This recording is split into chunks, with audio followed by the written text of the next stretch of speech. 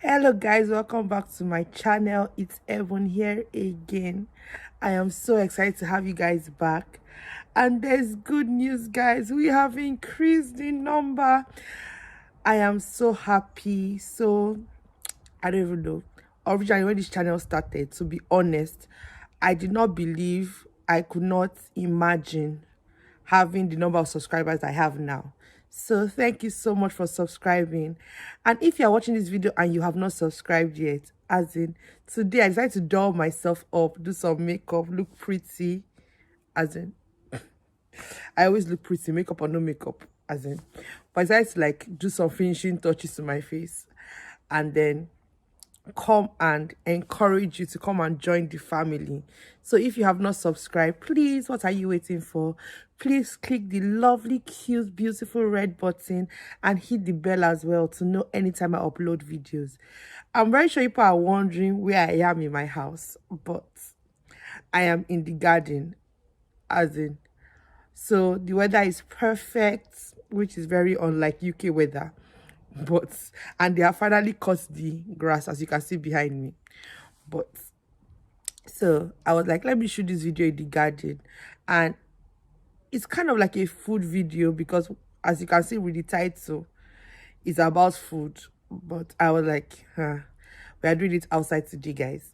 So first of all, before I show you what I want to show you, or tell you about what I want to tell you about, the first thing I want to say is that this is my favorite aisle in the shopping mall. This is my favorite place to go to. It's the go-to of any supermarket, in my opinion. I tell people that this is what makes your house smell like heaven when you're cooking. This is what makes people eat your food and be like, thank you, Jesus, as in this is better food.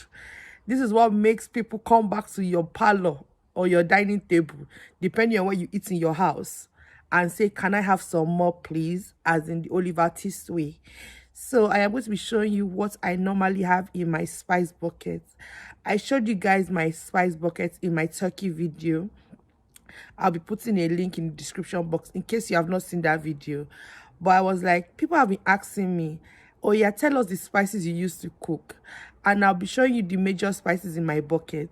Now, there are some spices that I'm not going to be showing you, but if you are an OG on this channel, you will know that those spices are very key to me. And the reason why I will not be showing you is because I have run out of these spices and I'm a bit sad, but your girl is going to be restocking up soon. Anyway, I always tell people the first spice you want in your kitchen is salt. Please, if there's no salt in your house, I don't even know what you are going to have. As in, salt is the primary source of life. So I'm not an advocate of too much salt anyway, but I feel like you can't cook anything without salt. Salt has to be in an element of the dish. So salt is the number one go-to spice that you should have in your kitchen. Now, if you are a Nigerian girl like I am, and if you are from the special part of the Nigerian tribe called the Yoruba family, you will know the second spice I'm about to talk about. It is what they call pepper. Now, I always tell people that my own pepper level is somewhere in the heavens. Most people can tolerate like little spices. So if you don't like so much spice in your food, you might be on a scale of maybe 10 out of 100. Some people are 20, some people are 30, 40. But some of us, we are on the scale of the 90s, 100s, because we just like when things are, as in, they used to tap, then they are peppery. So pepper is one of the spices I have in my kitchen. But another spice I'm not going to be showing, which I also have in my kitchen, is my number one go-to spice. If you know me, I have this spice in paste, powder, and the fresh version. I always have at least 2 out of 3. So currently I have 2 out of 3, and the third one, which is my favorite, which is the jar, is my jar of garlic and ginger sauce. I call it sauce, garlic and ginger paste. It is the go-to paste for anything that you are cooking. If you are boiling meat, roasting, seasoning, making stew or sauces, I feel like the element of ginger and garlic is very essential in your meals. So please, if you haven't tried it before, just go and buy some fresh ginger and garlic. You can make the paste yourself, or you can go to any of your stores and buy ginger and garlic paste, and I can assure you, you will not be disappointed. Now, I'm going to categorize my spices based on the meals I normally cook. So, I am a very big fan of this spice because every time I am eating seafood or anything from the ocean, I believe that this spice must be there. So, wait. It is parsley. As you can see, he's about to run out. So parsley goes with any seafood, and I want to tell you one trick that you might not know today. If you want to get a kick out of your muscles, add some, should I tell you? You guys need to start paying me for the secrets I'll be telling you on this channel. Anyway, I'll tell you, add some mint. Parsley and mint, especially when it is fresh with mussels, you'll be in cloud 20. But let's push that aside. Other spices that I have in my kitchen are mint. So I normally have my mint spice. Where is it now? Yes, I normally have mint. So I normally try to have this fresh and also dried form. I have fresh, especially when I'm having like smoothies or I'm mixing things, or when I'm having mussels, as I said. But I also have dry in case I can't get any fresh ones as well. Other spices I feel that are very essential are the spices needed to season your chicken or season your meat or your turkey. Now, the number one go-to spice that most people don't even add when seasoning chicken, I feel that is very essential, is nutmeg. Nutmeg elevates that flavor of chicken from 0 to 3 million. Not 1,000 to 3 million, guys. If you think I'm joking, the next time you are cooking chicken, just sprinkle some nutmeg. And if you do not agree with me on the taste of your chicken, you can come and argue with me in the comment section.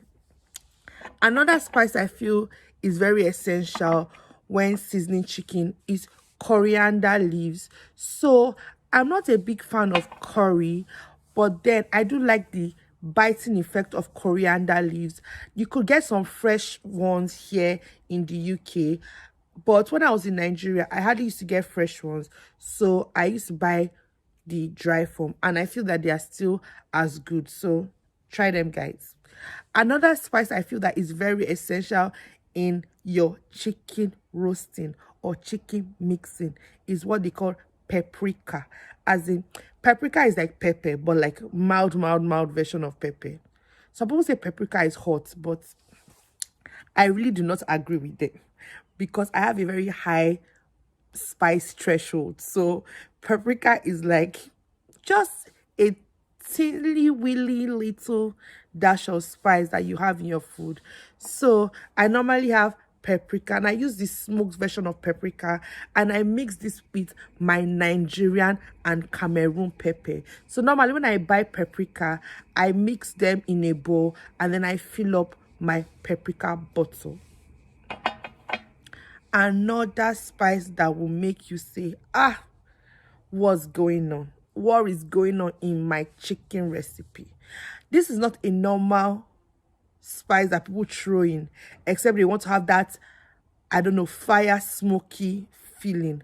But whether I am boiling meat, seasoning for roasting, I also make sure that I throw in some barbecue powder. As in fact, I use my barbecue powder in my chicken recipes, and also when I make pasta. I feel it gives that additional smoky effects that I want when I'm eating food. But please, who am I to tell you what it tastes like? Try it in your kitchen and be amazed. Now, I am going to go to a spice that I'm very sure some people have never tried before, and it is called the Grand Masala spice. Now, I was first introduced to this spice when I was trying to make some Indian food, and I can assure you that this does not only go well in Indian food. I even add this into my jollof rice when I am making it, because I've discovered that it gives an elevated taste like no other. So why not try it?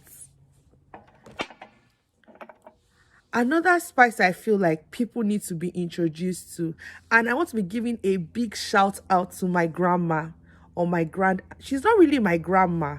I call her grandma, but she's my grand auntie. She's my dad's aunt. And she introduced me to this spice when I went to see her a while ago. Shout out to my reverend grandma. As in, we have reverends in my family, oh, let me just tell you. And it is the turmeric spice. Oh, please, when you're drinking tea, this is a lovely go-to spice.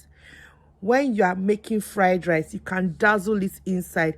In fact, it changes the color of anything it touches. Let me put it like that. So if you're not a color freak when it comes to food, maybe this is not the spice for you. But the benefits of this spice, I'm going to be putting it down on the channel so you can see it is very good for you. And I advise that this is one spice that you should have in your kitchen. It can be used for anything.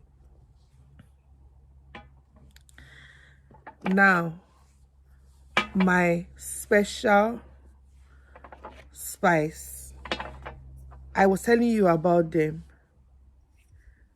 My garlic salt and my ginger powder. As I said, it's the go-to spice of my kitchen.